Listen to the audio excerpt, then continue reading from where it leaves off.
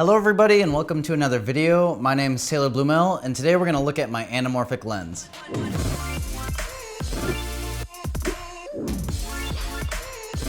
Some of you might be wondering what anamorphic is. If you've ever watched a film where these black bars appeared, that's what it is. It's also known as cinemascope or scope. This technique is usually shot on a standard 35mm sensor with a 2x anamorphic lens, resulting in a 2.39 to 1 aspect ratio. I don't have a standard 35mm camera, so I'll be using my Sony a7S Mark II with my ISCO 2x anamorphic lens. This will result in a wider aspect ratio than 2.39 to 1, but we'll zoom in post and fix that later. So without any further ado, let's take a look at this lens. All right, so right here we have my anamorphic lens.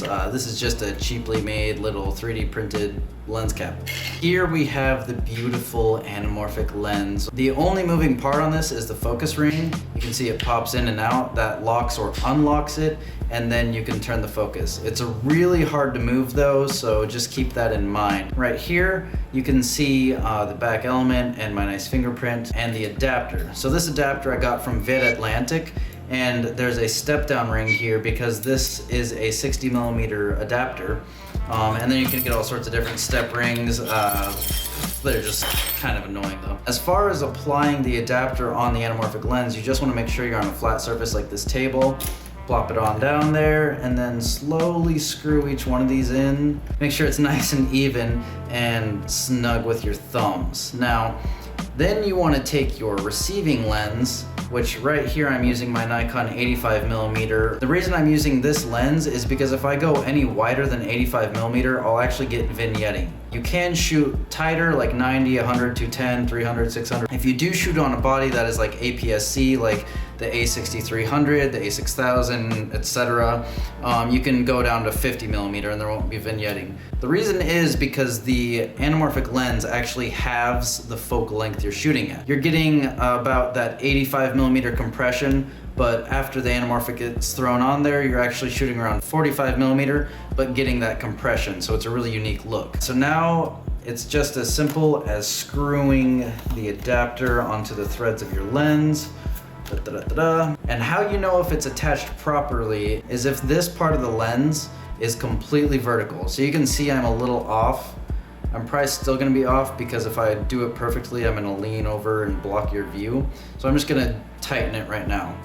How you would check to make sure that this is perfect, because even if it's just slightly off, every single one of those vertical lines in your image is going to be skewed. And that's also a reason why you don't want to use one of these lenses that have this like rolling barrel at the end. You can see where the threads are, they actually rotate with the lens.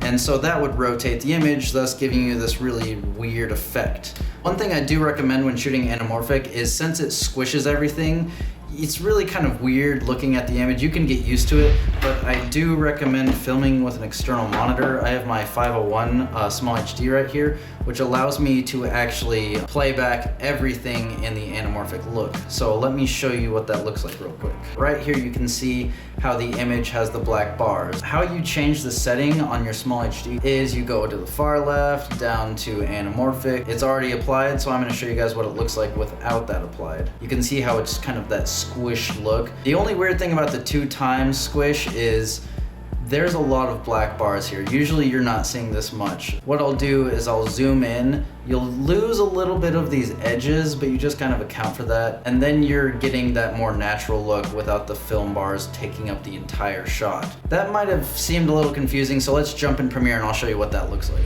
All right, so here we are in Premiere, and I've already created a standard 4K timeline.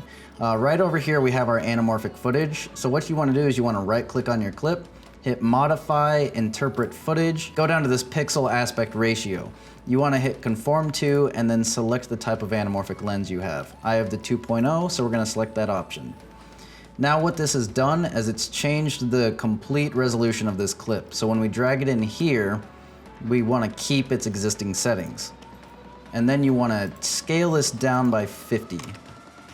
Boom. And now we have our film bars. Now these film bars are a little too extreme, so what we want to do is nest the sequence into another to get that proper ratio. I'm going to apply a color grade real quick just so this doesn't look like trash. All right, so now we want to go over to the new sequence option, go to settings, do this manually, it's a lot easier, and then create a preset. So we are working in 4K, so we're gonna do 3840, which is just 1920 times 2. And then to get that 2.39 by 1 aspect ratio, we need to do 810 times 2, which is 1620. And now we have our anamorphic timeline, and the film bars are made in this gray space. So you want to utilize this entire black space. So you'll see as we drag in our other footage, it's not going to take up, again, you want to hit keep existing settings, it's not going to take up that entire space. So what you want to do is you want to scale this up to 150. And now you see that our clip is taking up that entire space, and it's perfect.